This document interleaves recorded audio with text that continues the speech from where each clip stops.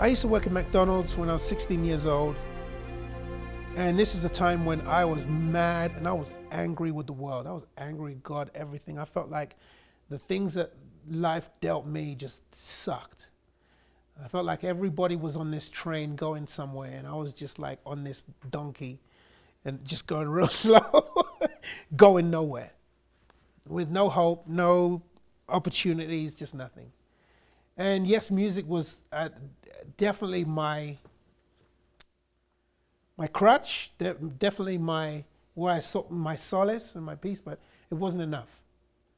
But there was a gentleman, when I was working at McDonald's, I remember I got into this huge fight. I was at McDonald's. There's all these kids, we all scrapped all the time, you know? That's the thing we did. And I got in this scrap one time, and this guy, his name's Aaron Clark Wells. It's huge, 6'3" dude this way, you know. Very well spoken, very well spoken. It's like a black guy that talked like the Queen. It was like a weird combination if you don't live in England, right? And I remember I got into this fight and he sent me home with no pay. I hated him with a passion. And I remember one day, it was, you know, a couple of weeks later, and I'm like, Aaron, man, why you have to send people home? Like if they get caught fighting and stuff like that. Why you let them fight? Everybody else does it. All the other store managers, if someone got caught fighting, they say, just go do it upstairs and everything. When you finish, come back downstairs and whatever. Do it. In fact, the store managers would go, they'd come and see what's going on. They'd, you know, egg them on. I was like, why can't you be fun like them? This is what I believe. It's so funny, man. It's like, well, I don't believe that that's how we should conduct ourselves. Like, what are you talking about? He says, I believe that the power of the speech is stronger than the power of the fist. And we must all learn to get along one with it. I'm like, what the heck are you talking about, man? You crazy? I'm like, you one of them crazy religious God people, huh? I was like, well, I guess you could say I am a God person, you know? And I was like, well, what religion are you? And I remember I was going through them and you're like, Baptist? He's like, no. Presbyterian? No. Rastafarian? No. You know, I was going through all the different religions. I was like, what else can you be? I've run out, man. Christian? I guess, well, yes, but no. You know? I was like, well, what did I miss out? Because he said, you missed one. He said, I remember the Church of Jesus Christ of Latter-day Saints, otherwise known as Mormons. I'm like, who the heck are they? And I remember and then all of a sudden I like, and I started, you know, all come to me. I'm like, oh, you them crazy? Never mind, bye. You know what I mean? I just walked off, you know. And of course that was like the worst thing, because now he starts following me around. He wouldn't leave me alone. You like, what's that part in the Book of Mormon where it talks about how he named someone Nimrod, which translation is the mighty hunter. Aaron became my Nimrod. He would not freaking leave me alone. Every single day, he'd start asking me these weird questions. Alex, come here. He says, do you like soccer? You like soccer? Well, we're going to be having some soccer in our church. Would you come to that? No, I don't want to come to your church. He asked me all these things, you know. Asked me once if I like chicken. I'm like, I'm a brother, man. I'm a black man. Of course I like chicken. What kind of question is that? So will you Google it? What do brothers like to eat? Come on, man. You know I like chicken. Well, we're going to be having this event and we're going to have chicken and get out of here, man. Sometimes at church. Get out of here. Then one day, he comes up to me and he says, Alex, do you like American girls? I'm like, you're a snake, man. You are a snake. I know what you're trying to do. Where they at? Where they at? Where the girls at? Where they go? Hook a brother. American girls? Where they at, man? How old are they? And then, it's funny, the whole the table just twisted. Because he knew I started chasing him every day. I was like, dude, where the girls at, man? You talking about these American girls? How can hook me up, man? How you going to leave a brother hanging? Oh, don't worry about it. Forget I talked about it. Come on, man. And then one day, I'm heading home. I'd worked like a 12-hour shift, and I'm sweating and everything. I got my backpack stinking of McDonald's, and I'm heading home. And I'm going up the walkway, heading up to the stairs and everything, and I see these two sister missionaries. Well, actually, I just see these two sisters, two girls, and they were fine.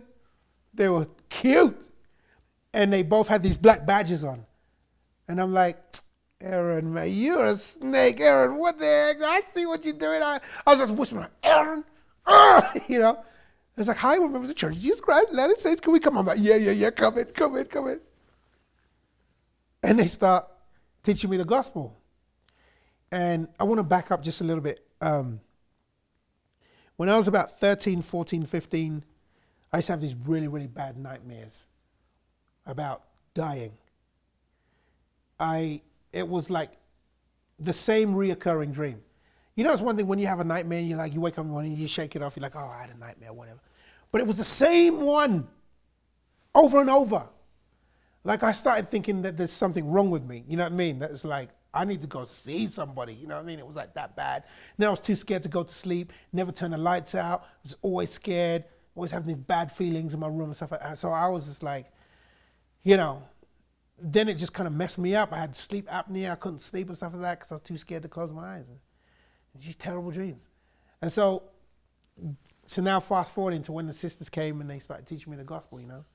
And they'd come like every Tuesday and stuff and start teaching me and stuff like that. And there was times when they were teaching me the gospel by whispering. One time my uncle, he saw them and, you know, he's acted all friendly to them and everything. And then when they left, and he says, who are they? I said, those are members of the Church of Jesus Christ of Latter-day Saints. He says, if you ever bring them to my house again, I'll kill you. And so I would sneak them into my bedroom and they would teach me in the bedroom and I'd lock the door. And the sisters would teach me whispering. It's like, hey, can you read this? Can you read that? That's how they taught me the gospel. And my uncle, I mean, he was drunk half the time and everything, so he wouldn't know what's going on. Sometimes he'd come out of his room and I'm like,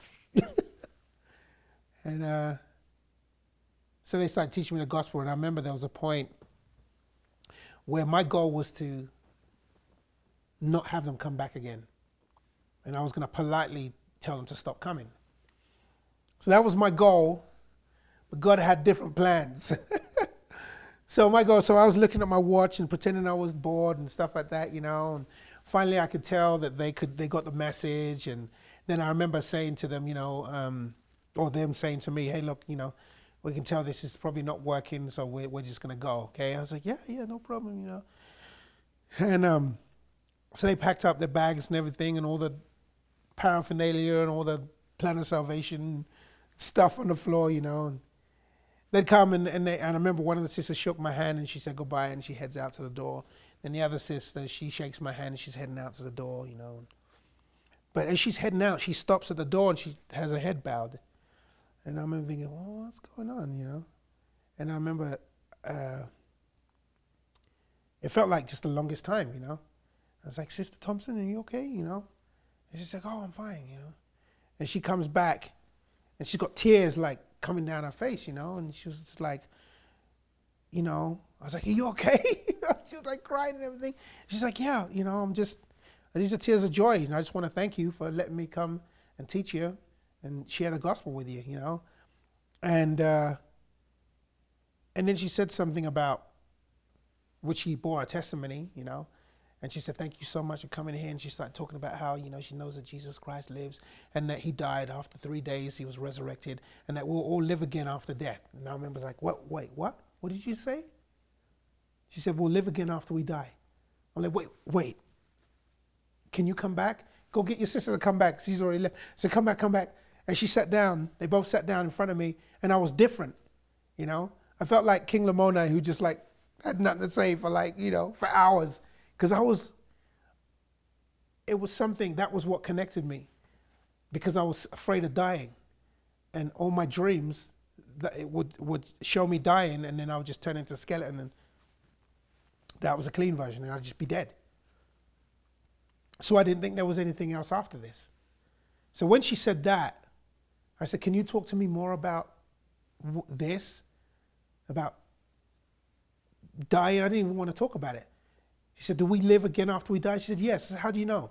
I said, because it says it in the scriptures. I said, but do you know anyone who's lived again after they died? And says, no. I said, well, then how do you know? And then, you know, one of the sisters, she just simply just started telling me. She says, look, she bore a testimony about it. And she says that she knows all the things that she's given up to be able to know this has all been worth it. She's given up to come on a mission, her friends, her family, her boyfriend, and she started crying, her car, her education. And she said, but of all the things that I've left behind, there is nothing that comes close to what I've come to share with you today. And if everything I own was to disappear today, I would still be good because I got Jesus. I remember thinking, who talks like that? It's a 21-year-old girl. Like the 21-year-old girls that I knew, I'm not going to tell you what they talk about. I remember thinking if I had half, even half the conviction that they had, I'd be dangerous. And I remember I told them, I said, you have to tell me everything. You can't leave until you tell me everything you know, right? Not realizing they ain't going to leave until they get baptized. You know what I mean? Until I'm baptized. They baptized me. So anyway, they taught me the gospel. 3 weeks later, I joined the church. They taught myself and my cousin, who was my uncle's son. They taught us both. He left on his mission. Aaron left on his mission, who was the one that introduced me to the church at McDonald's. So we're both good friends. And then things started getting really tough because I realized that I guess I was leaning on their testimony. And it was tough, man. And I remember after I made a pact with my cousin and with Ollie. Ollie was my cousin, and Aaron, to say that I wouldn't see them for 4 years because by the time they come back, I'd be on my mission. So they'd gone on a mission. 2 years later, I'm still home. I haven't left yet. And then I remember I was so into the music and everything. I always said I had 1 foot in Zion and 1 foot in Babylon, and I was just bouncing, doing moonwalks in between both, And I remember the thing that did it for me was in Aaron. He was very wise beyond his years. And he didn't say anything. He just said, so, Elder Boy. He called me Elder Boye. Oh, my gosh. Snake. He's like, so, Elder Boye, can you give me a rundown of all the things that you have experienced since I've been away, serving as an emissary of the Lord for 2 years? And then I'm like,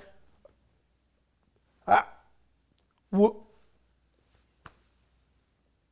I got nothing. 3 weeks later, I put my papers in on my mission. Changed my life, man. Best thing ever.